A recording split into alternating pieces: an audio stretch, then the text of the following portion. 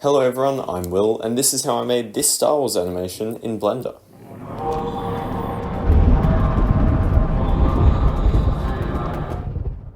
So I started with this free 3D model. I'm super sorry to whoever made it, but I've forgotten where I've gotten it from. It's just sat on my hard drive for that long. But it is an amazing model, and I love it, as you can probably tell by how many things I've made with it. Next is adding a HDRI to your scene.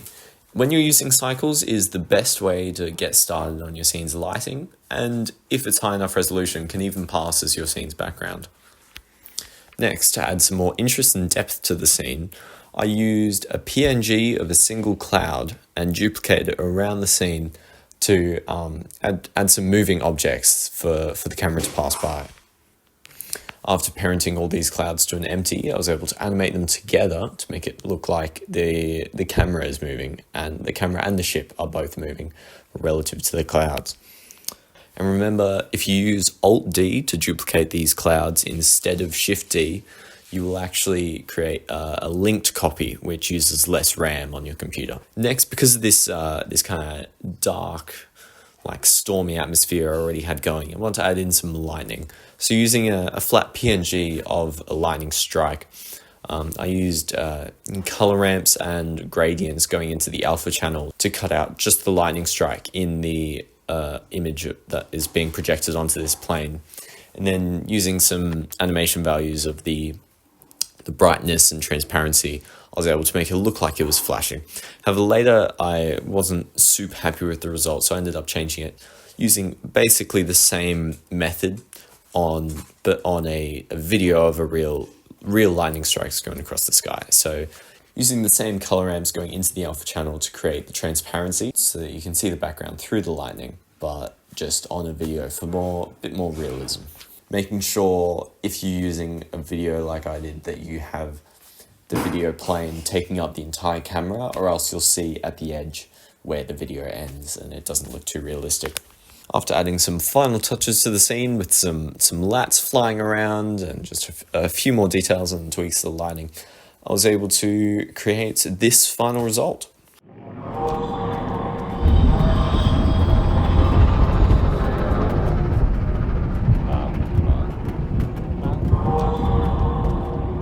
And that is the method that I used to create most of the external shots in the short film I just uploaded, which you can go and check out if you want.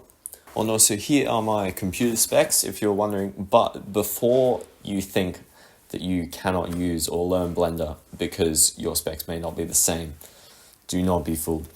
When I first built my computer, my specs looked very different as well. And it is completely possible to make some really great things in Blender on basically integrated graphics, which is almost what I was working with. This right here was actually the original graphics card I had in my computer, and just about the only value in this thing was that HDMI port. But I made plenty of what, at least I think, were pretty great short films on this graphics card in Blender.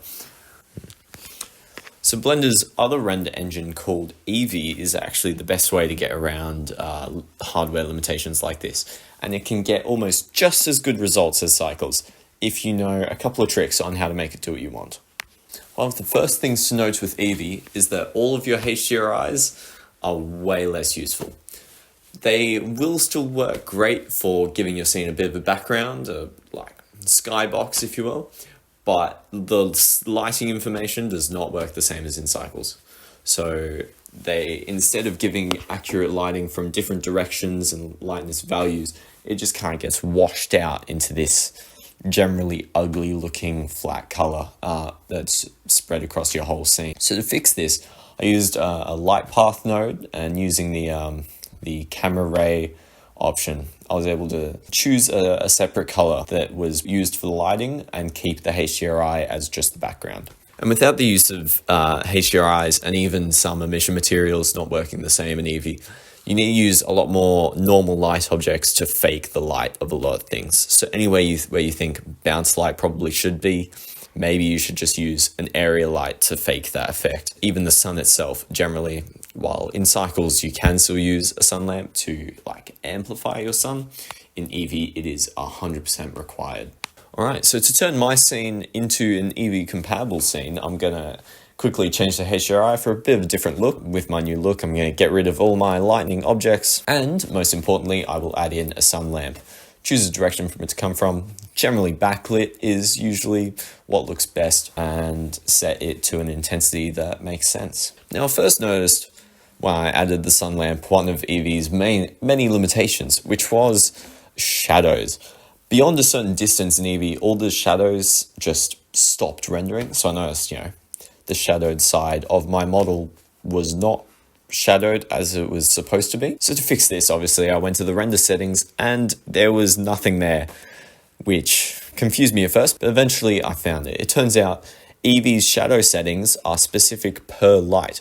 So actually, when you go into the light settings of your sun lamp, you'll find the shadow distance, how far EEVEE continues to render the shadows for that light. So bumping that up to a massive number for my scene, but maybe not as high for yours, made sure that all the shadows were correctly rendered. And there we have it. We now have a scene very similar to what I had in Cycles in EEVEE, working perfectly normal, only taking 2 seconds per frame to render. And if you had a different model that didn't take up 12 gigs of RAM on your computer, maybe it would be even quicker. It's all about, with EEVEE in particular, just optimizing it and getting just what you need out of the scene, not calculating unnecessary things. But anyway, that's all I have for today. I hope some of you at least found something in here interesting, and I'll see you next time.